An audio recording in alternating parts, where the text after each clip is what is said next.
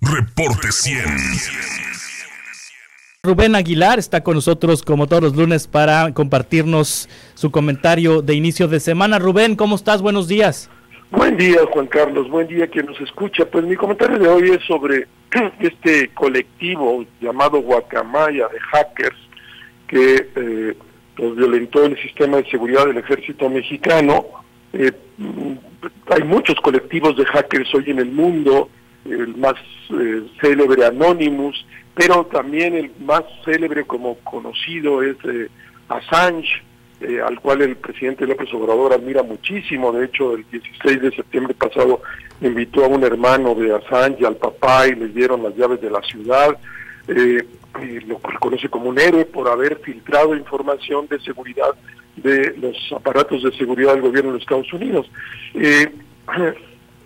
Este colectivo se dio a conocer a principio de este año cuando hace público documentos de una minera en Guatemala, de propietarios, empresarios rusos, donde demuestran cómo violentan los derechos de las comunidades indígenas, cómo están en contubernio con el gobierno, etcétera. El objetivo de esta organización, según lo plantean en su página de internet, es la lucha por la tierra, la defensa de los derechos de las comunidades indígenas, y en razón de eso han tratado de introducirse archivos de empresas mineras, de empresas que talan los bosques o que se dedican a eso, y también de empresas energéticas. Y de hecho comenzaron así y luego se fueron a los archivos de los ejércitos porque piensan que los ejércitos son aliados de estas empresas, y el primero que dieron a conocer fue en septiembre en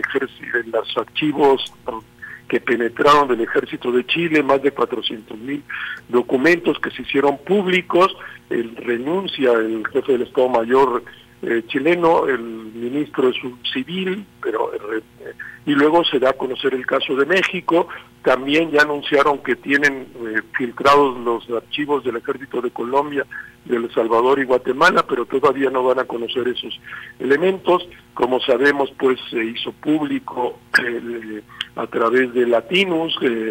Carlos Loret de Mola lo hace público el pasado jueves. A mí me parece que Carlos se equivocó a concentrar la salida a temas relacionados con la salud del presidente, que ya sabemos que es una salud endeble, él mismo lo reconoce, sabemos de su infarto, etcétera, pero había otros elementos de corte mucho más fuerte, como ayer, el país, a partir de esos mismos instrumentos, pues saca un análisis de más de 1,000, donde se demuestra violaciones sexuales y abusos sexuales al interior del ejército mexicano, donde se revictimiza a las víctimas que han sufrido esta situación y se trata bien a los violadores al interior de la estructura. Ahí hay, según ellos, 35 millones de documentos de muy diverso tipo, 1.5 millones de fotografías y 3,000 horas de grabación.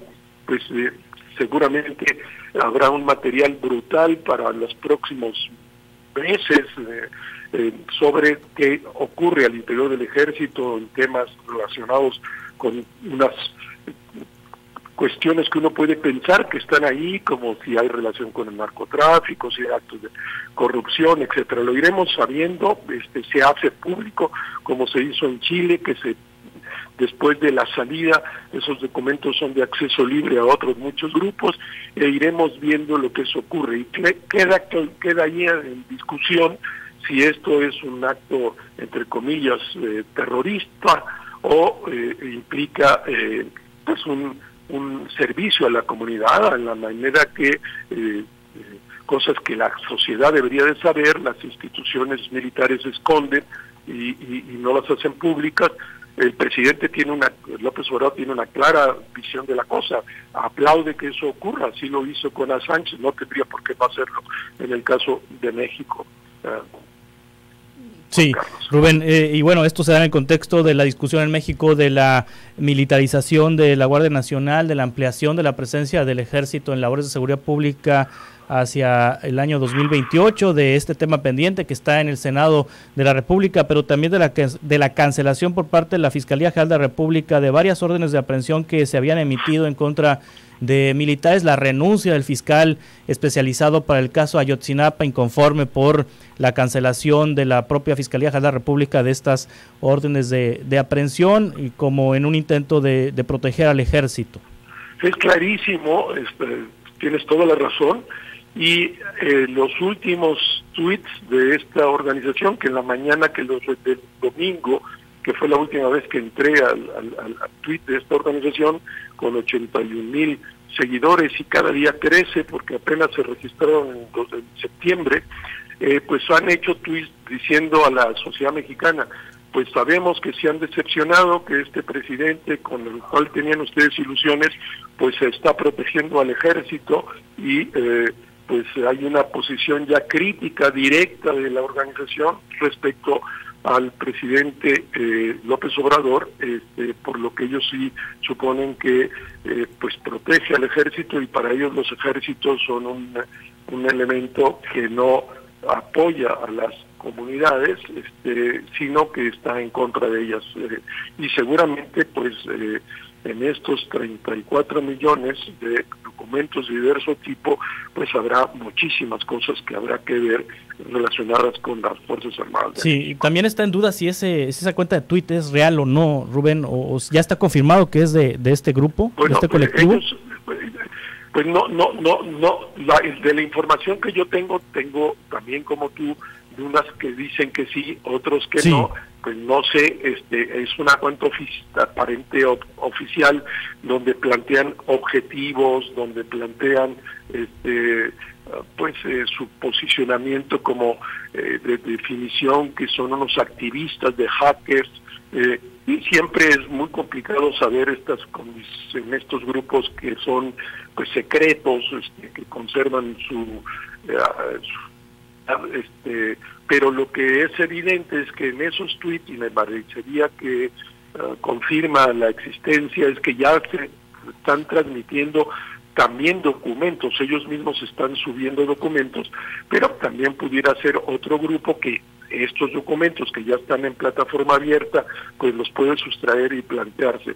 Es razonable tu duda, pero pues seguiremos en los próximos días que habrá de si se confirma o no. Por lo pronto la cuenta crece de manera exponencial todas las horas, sí, a partir de su registro. Muy bien, Rubén Aguilar, ¿dónde te leemos este lunes?